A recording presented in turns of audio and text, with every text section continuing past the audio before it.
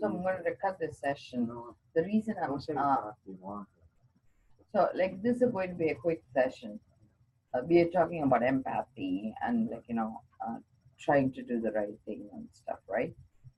So one of the things I realized, I hope it comes across right, but this involves my family member. But anyway, one of one of my family was visiting me. Okay, I know they can put it on record, but I should probably let it. Why not? I feel personally. Um, so the thing that I miss about me being from India is lose of that ignorance in me. The ignorant piece where I never knew what was the right way to behave. When I went back to India, I could see how far I have grown. That's one piece I missed. My husband says, let me give you a scenario. I went to India, everywhere people pee in the streets. Okay, the airport was stinking with urine smell. Once upon a time, it never used to bother me because I lived there. But when I got used to living in a society that doesn't have that smell, when I went back, that's the first thing that hit me, the smells of India. And I was telling my husband, I wish I had not become Western. I wish I had that piece of me that accepted that. He says, you can be totally, live in a sewage and stuff and regret it. But he says, no, life is about growth. You can, initially as a child, you peed in your pants and you pooped in your diapers. And he says, but you have to grow up. So I miss that piece in me. I'm saying, I wish if I had a choice not to have left India because I didn't want to learn what I don't need to learn. And I went back to my teacher's seminar last year and I was able to relive those, get lice in my head, and not complain. And I really felt very humbled and I loved it because I felt that's that space I wanted to hold for me, knowing I can live with nothing and still be happy. And he gave me that experience where I could go back to that space I need to be to heal that peace in me. And I'll always be grateful that he gave me that space. But now to come back, like one of my family member visited me, and this person had plaques in their teeth and chewing, eating with hands, and we went to Martha's Vineyard and we were in the and without even understanding the role, was doing things different and picked on my plate, eat.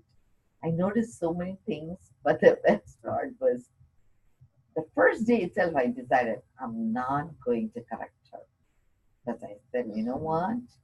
That's the exact space I wish I had to go back and I could watch her and I enjoy the little piece of innocence, it is ignorance. I feel it's okay. The only thing I saw is the joy in her. So I said, I'm fine. And I think, same thing to bring it back to relationship with where you are at is sometimes she's going to do stuff that made you move away, but it's okay because you're doing it for her because it looks like it meant so much to her to seek you a second time. When it's so humiliating, can you imagine? This guy dropped, like I'm going to think from her space, and you cheated essentially on her. Emotionally first, and then you like did end the relationship.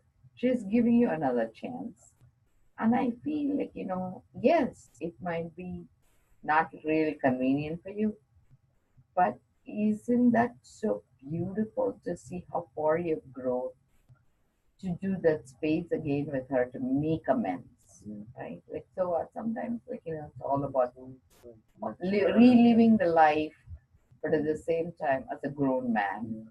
And she's giving you that beautiful space, and what a beautiful being she is to be in that space. So, empathy is not about connecting with another person and feeling what they feel. It's about doing the right thing by them, knowing it's not convenient for you. Yeah. So like, Like and yeah, I go out of my way to make sure people feel comfortable. yes, Like before my it's not about your comfort. See, the well, thing I'm is, just you don't saying need to compromise. You're yeah, doing it no, as a yeah, choice. See, when yeah, you that's say just it's me. my comfort, make it part of your plan instead of like not your plan. Like, taking responsibility that I am willing to make a choice of giving up this, taking up that. It's like saying I would rather have one extra scoop of asparagus rather than one extra scoop of beef.